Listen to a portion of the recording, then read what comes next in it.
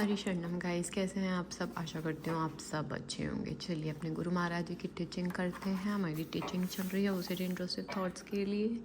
Day 1 में हमने पढ़ा कि हमें ये जो इंट्रूसिव थॉट्स आते हैं ये किस लिए आते हैं, पाप के कारण आते हैं। हमने अपने भगवान के चरणाविंदों का सहारा लिया और संकल्प लिया कि हम गलती नहीं करेंगे।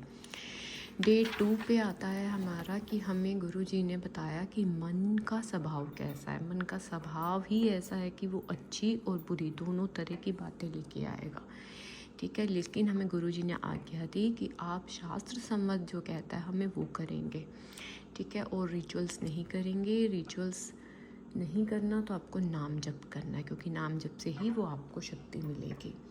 डे 3 पे था जब हमें पता चल गया कि अच्छा एक नाम जप करना, तो हमें डर लगने लग गया कि कोई भगवान हमसे नाराज़ तो नहीं होंगे। तो हमें गुरु जी ने समझाया कि सब परमपिता परमात्मा एक ही हैं, कोई देवी देवता नाराज़ नहीं होते हैं, ठीक है। हमें संशय ही नहीं रखना और एक नाम में विश्राम देना है, सबको सुख देना है, अच्छे कर्म करने हैं।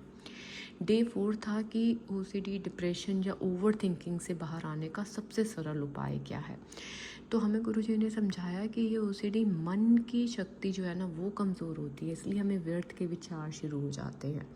तो हमें करना क्या है, वही अगेन शास्त्र सम्मत चीज़ें करनी है। अपने घर के कार्यों में बिजी रहिए, अपने माँ बाप की सेवा कीजिए, ठीक है। गुरुजी ने हमें दोस्त माना। देखिए जो गुरुजी वीडियोस बनाते हैं वो सबके लिए ही होती है। क्वेश्चन कोई भी पूछता है, लेकिन गुरुजी ने बोला था ना कि ये सबके लिए वीडियोस है, ठीक है। तो गुरुजी ने मन को पागल आदमी की व्याख्या दी, ठीक है। और उन्होंने क्या बोला कि पागल कुछ भी सोच सकता है, आपको साक्षी रहना है। क्या रहना है? साक्षी भाव रखना है। डे 4 की मेन टीचिंग थी साक्षी भाव रखिए, आपको चिंता नहीं करनी, ठीक है।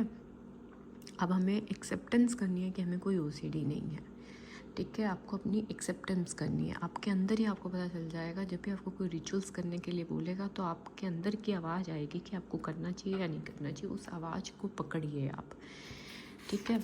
उसके बाद आता है हमारा डे 5।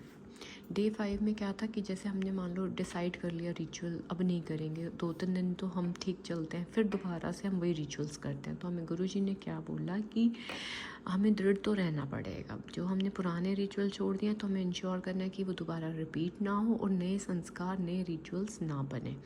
सहन ही अध्यात्म है, ठीक है। सहन करना ही अध्यात्म है। मन की व्यथा से हमें हारना नहीं है, ठीक है। दृढ़ निश्चयी हमें बनना पड़ेगा। फिर से हमें एक और स्वभाव गुरुजी ने बताया।